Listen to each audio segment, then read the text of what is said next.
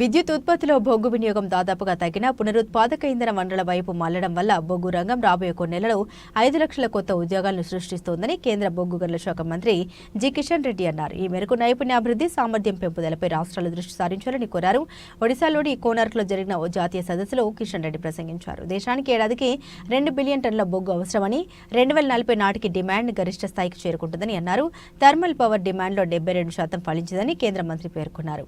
2014తో పోలిస్తే బొగ్గు ఉత్పత్తి 76% పెరిగి 2024 నాటికి 997 మిలియన్ టన్నులకు చేరుకుందన్నారు. 2030 నాటికి 1.5 బిలియన్ టన్నుల బొగ్గు ఉత్పత్తి చేయాలని ప్రభుత్వం లక్ష్యంగా పెట్టుకుంది. దేశీయ బొగ్గు ఉత్పత్తి విలువ దాదాపు 1.86 లక్షల కోట్లు.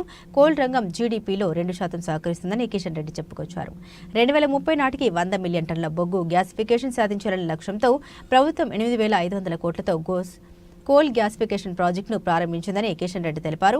నేషనల్ మినరల్ ఎక్స్ప్లోరేషన్ ట్రస్ట్ గనుల అన్వేషణను ప్రోత్సహించడానికి ఇప్పటివరకు 329 ప్రాజెక్టులకు నిధులు సమకూర్చిందని పేర్కొన్న కిషన్ రెడ్డి, ఖనిజాల అన్వేషణను ప్రోత్సహించడానికి ఇలాంటి ట్రస్టులను ఏర్పాటు చేయడానికి నిధులను ఉపయోగించాలని రాష్ట్రాల్ని కోరారు. అక్రమ మైనింగ్ను నిరోధించేందుకు అధునాతన సాంకేతిక పరిజ్ఞానంతో అక్రమ మైనింగ్ను అరికట్టేందుకు గాను కేంద్ర మైనింగ్ నిఘా వ్యవస్థను ప్రారంభించిందని, దీన్ని అరికట్టేందుకు రాష్ట్రాల సహకారం తీసుకోవాలని కిషన్ రెడ్డి కోరారు.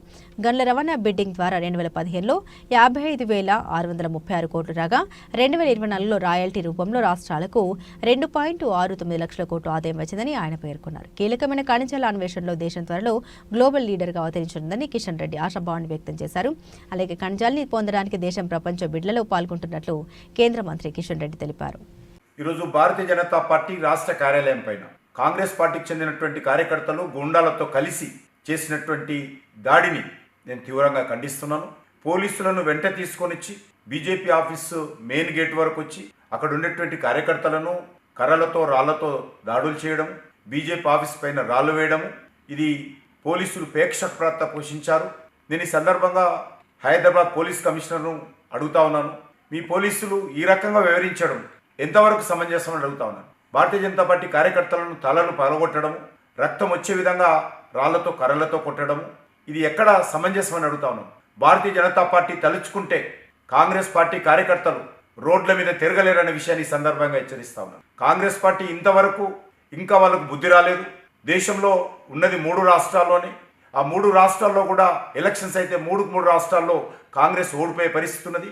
రోజు రోజుకు కనుమరుగవుతున్నటువంటి కాంగ్రెస్ పార్టీ పూర్తిగా నిరాశ నిస్పృహలతో ఈ రకంగా భౌతిక దాడులు చేయడం ఏతున్నదో ఎట్టి పరిస్థితుల్లో ప్రజలు క్షమించారని ఈ సందర్భంగా మనవి చేస్తున్నాను.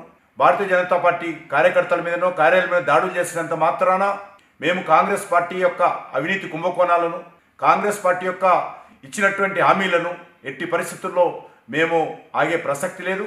మీరు ఇచ్చినటువంటి గ్యారంటీల వైఫల్యం పైన ఖచ్చితంగా ప్రజల మధ్యకి వెళ్తాము. మీరు ఎంత దాడులు చేసుకున్నా కూడా వెనుకడుగు వేసే పరిస్థితి లేదు.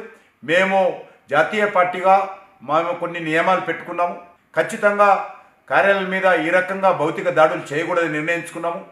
మీరు ఈ రకంగానే చేస్తే తప్పనిసరి పరిస్థితుల్లో భారతీయ జనతా పార్టీ కూడా నిర్ణయం తీసుకున్నట్లయితే రాష్ట్రంలో శాంతి భద్రతల పరిస్థితి ఎదురవుతుంది. ఇది ముఖ్యమంత్రి గారు బహిరంగంగా ఈరోజు దీనిపైన సంజాయిషి ఇవ్వాల్సిందిగా నేను డిమాండ్ చేస్తా ఉన్నాను.